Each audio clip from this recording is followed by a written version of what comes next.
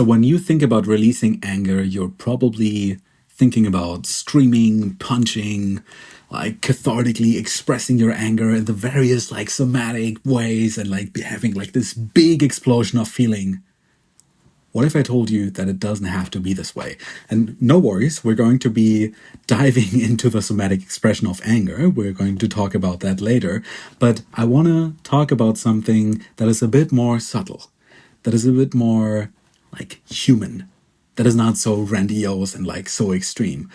I want to instill within you a certain belief, like a certain perspective. And that is that releasing an emotion is not about getting rid of the emotion and like spilling it out into the world so we'll never have to see it again.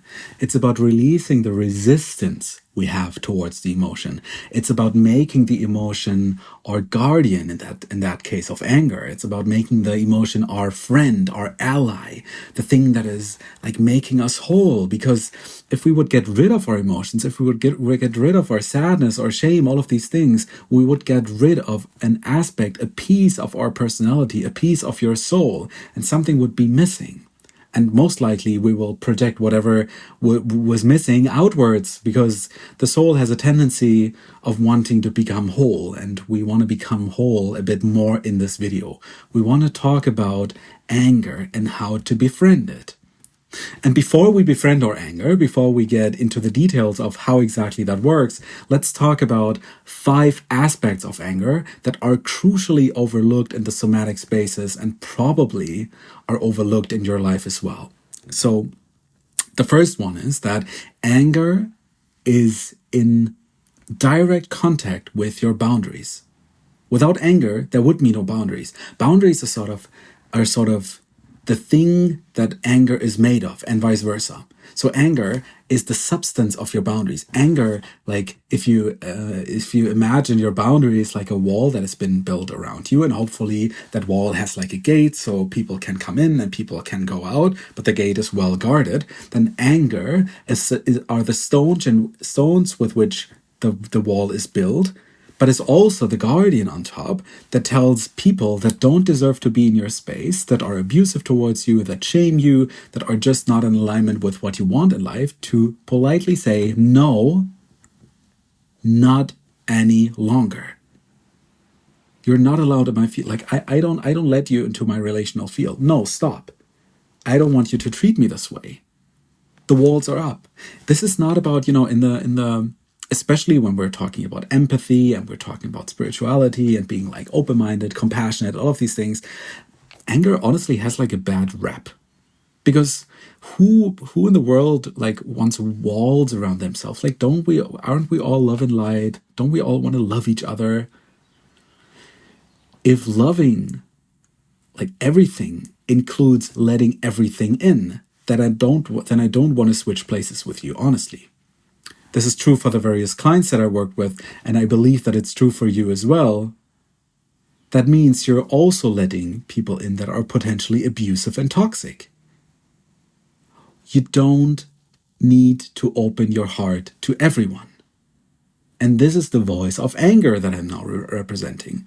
Anger says you are worthy, and this is your boundary because I am protecting that. And that is actually the second point that is overlooked.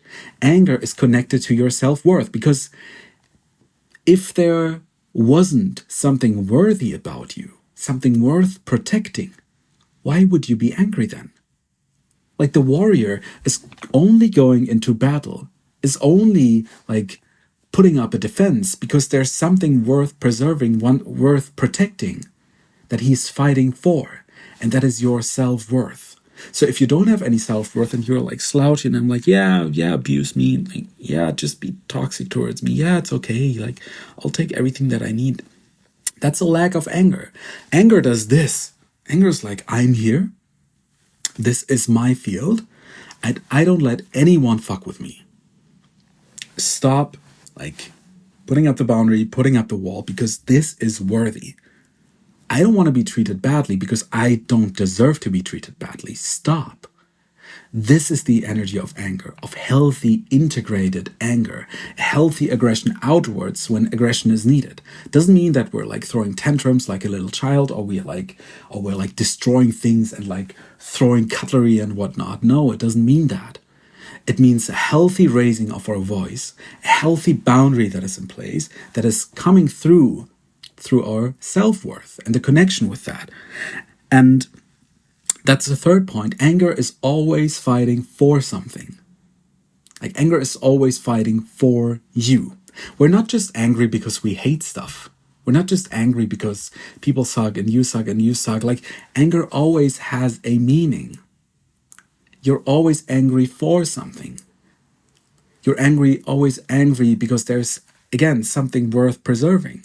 Maybe you feel betrayed by someone and that is causing you anger because you trusted that person. And you're in that moment, you're standing up for your own dignity and for your own sense of trust. So anger is always acting for something within us, like also against something, which is the healthy no in some moments, but it's also for something. It's our ally, it's our friend. And that brings me to the fourth point, which is, let's just assume for a moment, many people don't have that. And I certainly have moments where my self-worth is like dropping to the ground and I'm like, I don't deserve anything. I usually call friends in these moments, or I do inner work, or I go on a walk, I take an ice bath, whatever. I inquire, I get help. But let's say like your self-worth is dropping to the ground and you're like slouched in the corner and you're like, oh God, no. I don't feel like doing anything. Oh, I feel so bad. I feel so bad. Can you feel like this stagnant kind of energy, the stagnant victim-y stance towards life in that? Anger is what revitalizes us in the moments where we feel like we don't deserve anything, through the boundaries, through the healthy self-expression. And it's the energy that tells us, I want this. Have you ever had a moment where you weren't slouched in the corner, but you were like up and you're like almost like greedy, like, oh, I want this. This is so good. And I'm mobilizing my energy. I'm mobilizing the troops. I'm mobilizing the forces. I'm mobilizing my forward momentum to get to that point because I think it's inherently worthy of having. This forward movement, this healthy aggression into the world rather than outwardly being consumed by the world. This is also what anger is. It's the energy that prompts us to move forward in the direction that is good for us. On a somatic level, it is the energy that is rising up, that is like, no more. I want this instead, and I'm going to get it because I deserve it. And you can feel like even in my body language, like I'm pounding my chest like I'm a warrior. It's very much a healthy warrior kind of language and also behavior.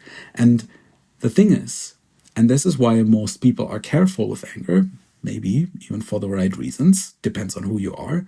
I don't know who you actually are. I'd love to find out, so leave a comment. Sneaky little call to action here.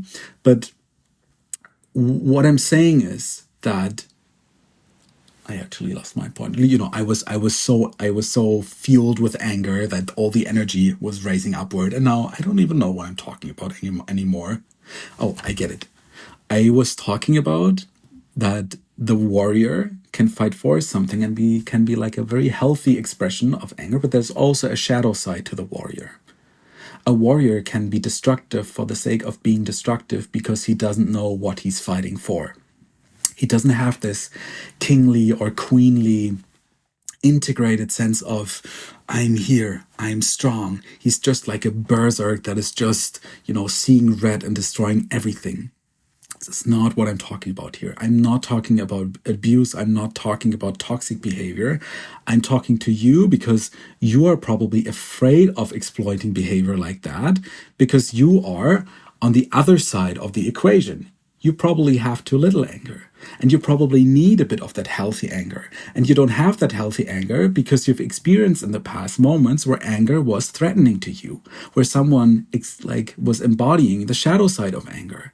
Somebody was destructive towards you, abusive towards you, was really angry, and you learned that being angry is not safe. So we want to re-relate to the anger. And with this video, I kind of want to instill within you that being angry is actually a good thing. And we even want to go deeper after I'm finished with my 5 points.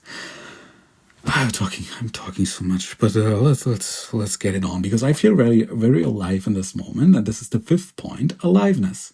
Anger is our aliveness. Again, like, let's take the somatic expression of a lack of aliveness. This is like, instead of being erect, I'm like, oh, I'm collapsing. I'm like, it's almost like a balloon that has lost like all of the air. It's just like, like all the power is leaving, and there's no well, I don't need anything. I don't want anything. I'm worthless, basically. Anger is breathing in and saying, I'm here. And this is somatically true. You know, in the next video, I'm going to show you a few anger exercises. We get to that.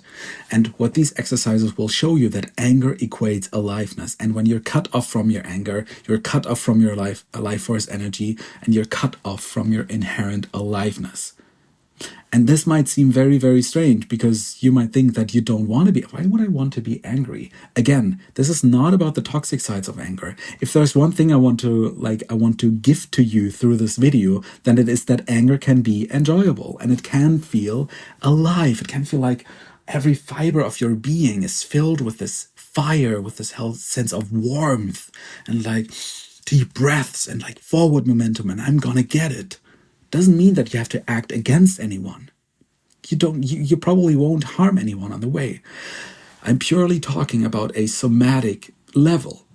I'm talking about an experience that is keeping you upright, that is keeping you connected with your self-worth. And that through the body, through the warmth, through the tingling sensations that are traveling up your body and keeping you upright and telling you, I am here. Fuck yes. And I deserve to live a good, a meaningful life. And I deserve this. I want that. And let's go. I'm strong. I know I can do it. And everybody that stops me, I'm going to just cut out from my life. This may sound a bit extreme to you, but I really want you to play with these energies. This is what I want. And I'm going to draw boundaries to everything that keeps me from getting there. For example, with me recording this video course, I have to make sacrifices.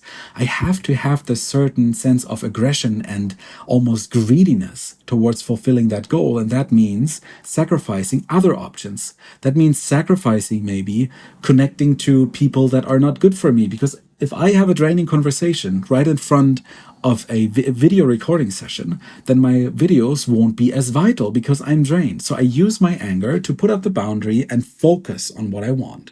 And this focus, this sense of aliveness, this is what I'm talking about here. And this is also your anger. And you will feel what I'm talking about when we are entering the exercises in the next video. But before we do that, I want to talk about a very last point. And that is that anger can be enjoyed.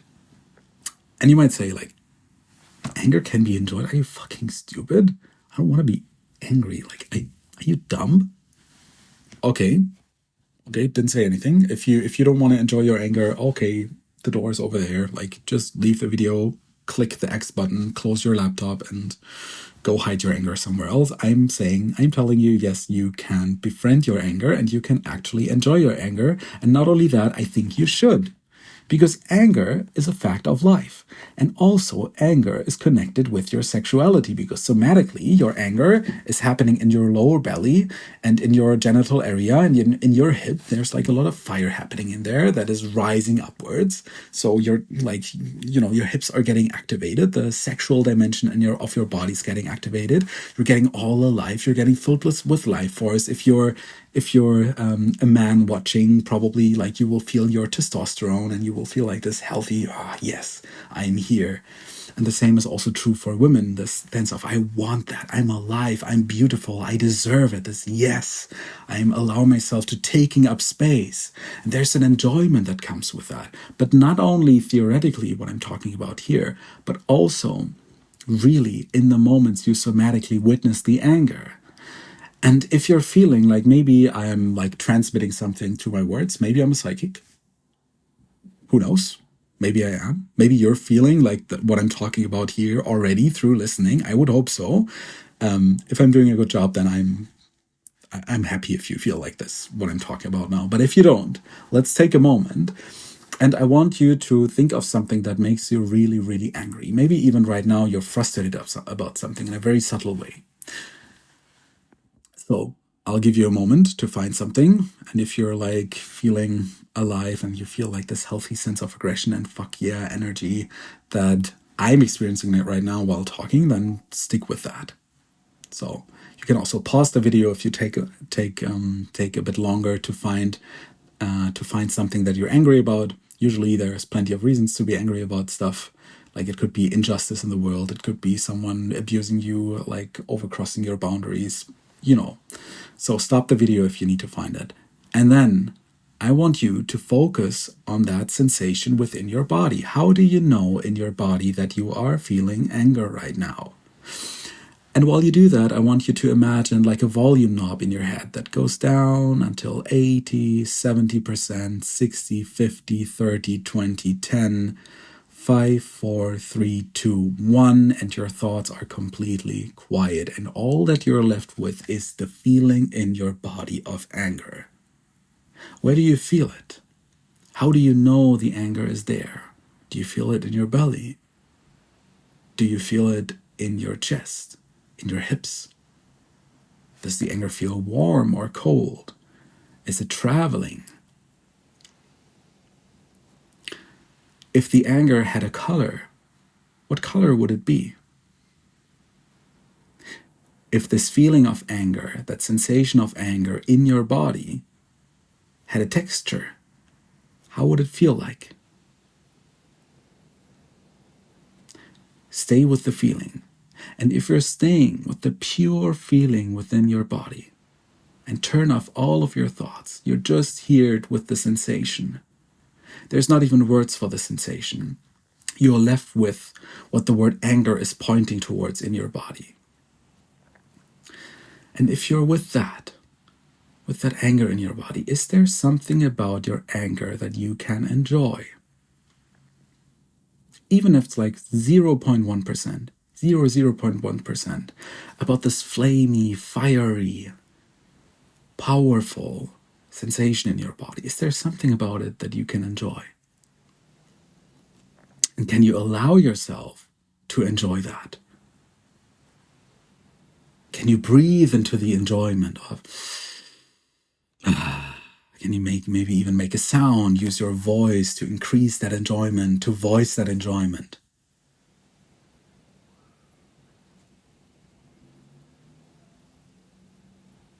And then stay with that feeling of enjoyment for a while. If you cannot enjoy your anger, then simply ask yourself, can you allow for the moment that you have a hard time enjoying your anger?